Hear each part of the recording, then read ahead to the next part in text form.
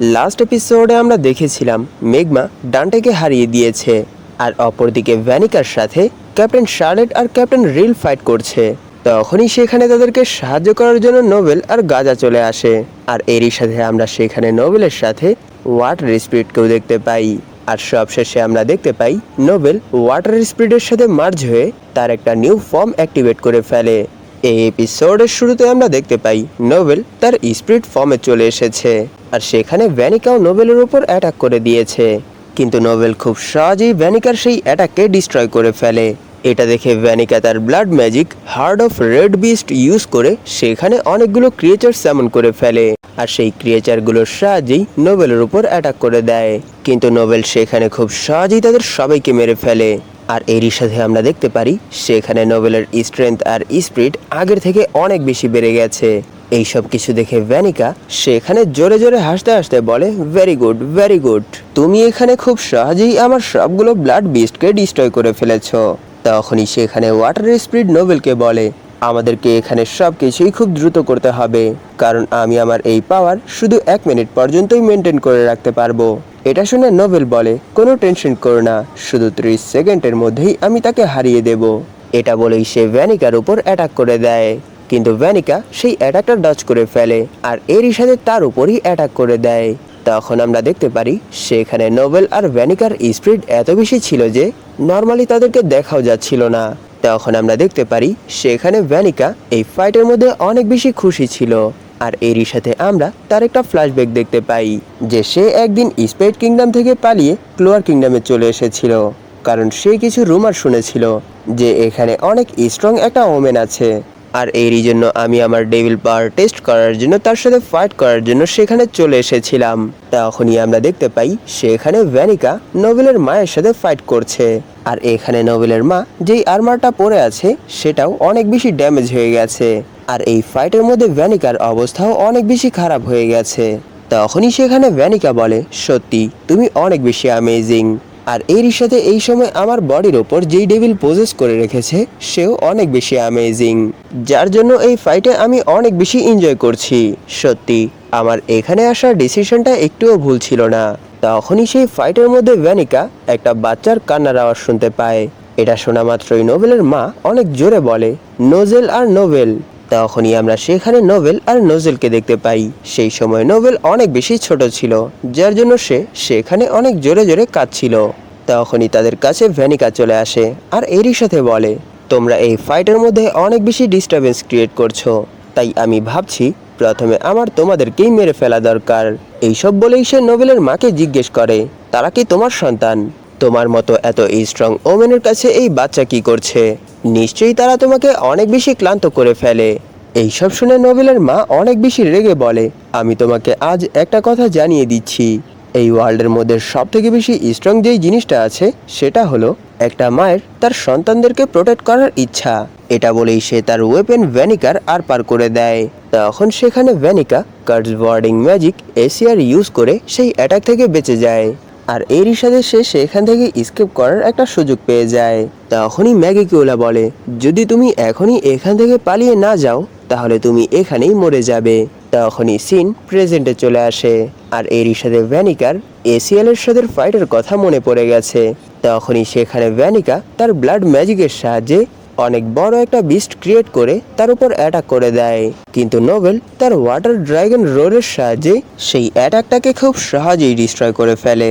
আর এরই সাথে নোবেল তার সার্কেলের ভেতর ঢুকে তার ওয়েপেন ভ্যানিকার আর পার করে দেয়, আর বলে, will make you pay for it. আর এরই সাথে আমরা ভ্যানিকার মুখ থেকে অনেক বেশি ব্লাড বের হতে দেখতে পাই। এই সব কিছু হওয়ার পরও সেখানে ভ্যানিকা পাগলের মতো হেসেই যাচ্ছিল। তখনই সেখানে ভ্যানিকা তার ব্লাড ম্যাজিকের সাহায্যে নোবেলের উপর অ্যাটাক করে দেয়, কিন্তু নোবেলের স্পিরিট এত বেশি ছিল যে সে তার সবগুলো অ্যাটাক ডজ করে তার উপর চারদিক থেকে অ্যাটাক করতে শুরু করে দেয়, যার জন্য সেখানে ভ্যানিকা অনেক বেশি ড্যামেজ রিসিভ করছিল। তখনই নোবেল ভ্যানিকার মুখে অনেক জোরে একটা লাথি মেরে দেয়, যার জন্য ভ্যানিকা সেখান থেকে সরাসরি নিচে এসে পড়ে, কিন্তু সে নিচে পড়তে পড়তেও নোবেলের উপর তার ব্লাড ম্যাজিকের সাহায্যে অ্যাটাক করেই যাচ্ছিল, কিন্তু নোবেল সেই সবগুলো অ্যাটাক ডিস্ট্রয় করে ভ্যানিকাকে একটা পাথরের উপর নিয়ে মারে। আর এরই সাথে সে ভ্যানিকার গলায় তার শট রেখে দেয়। তখনই সেখানে ভ্যানিকা বলে, এটা অনেক ভালো ছিল।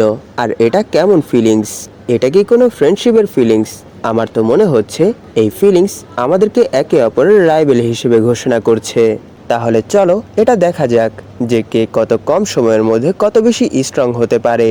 এইসব শুনে নোবেল বলে, তোমার এখানে স্যাটিসফ্যাকশনের সাথে এই ফাইট শেষ হবে না, কারণ আমি এখানেই তোমাকে শেষ করতে চলেছি। এটা বলেই নোবেল তাকে শেষ করার জন্য তার শট উপর দিকে উঠায়।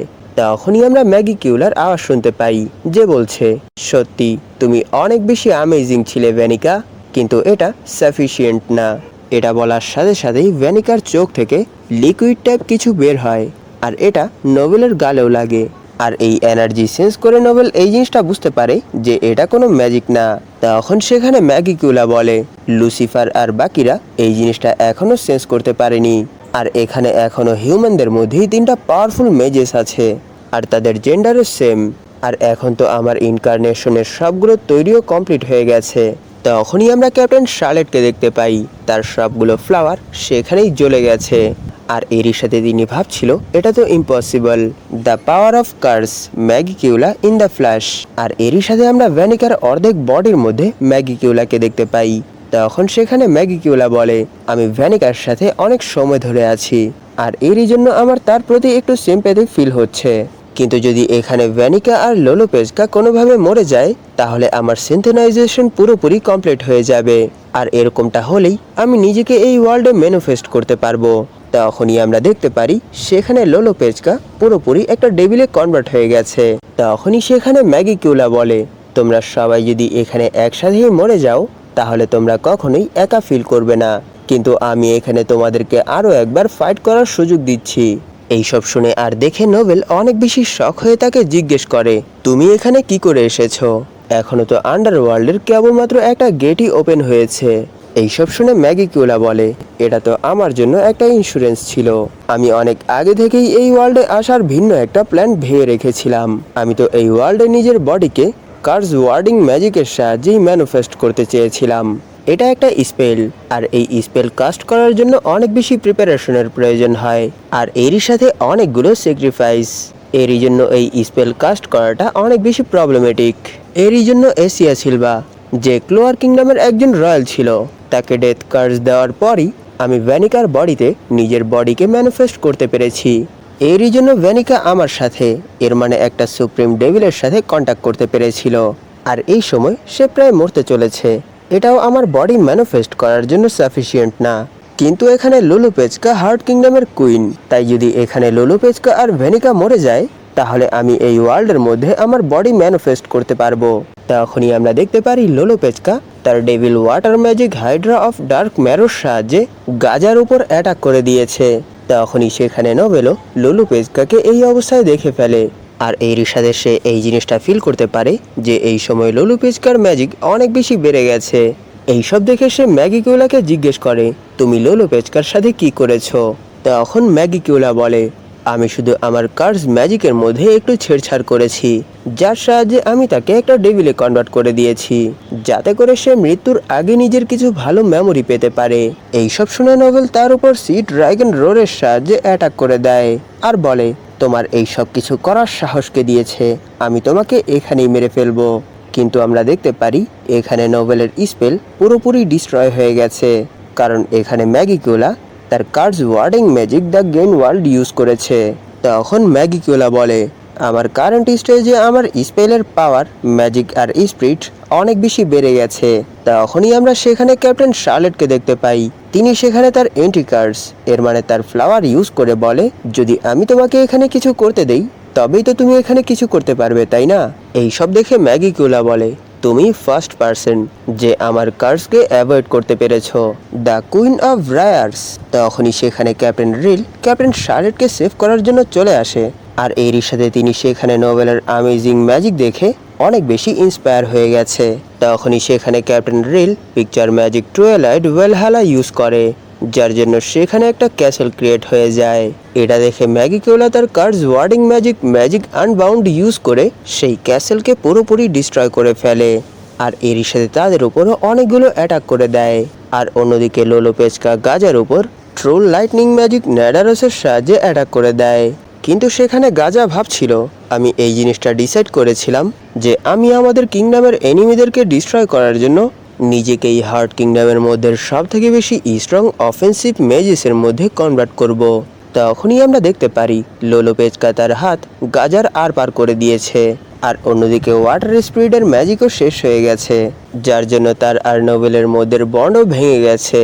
আর এই সব কিছু দেখে ম্যাগি কিউলা বলে, তোমরা এখানে এই ফাইটের মধ্যে হেরে গেছো। ম্যাগি কিউলার এই কথার সাথেই এই এপিসোড এখানেই শেষ হয়ে যায়। ধন্যবাদ আপনাদের এই পর্যন্ত দেখার জন্য। তাহলে দেখা হবে এর পরের এপিসোডে।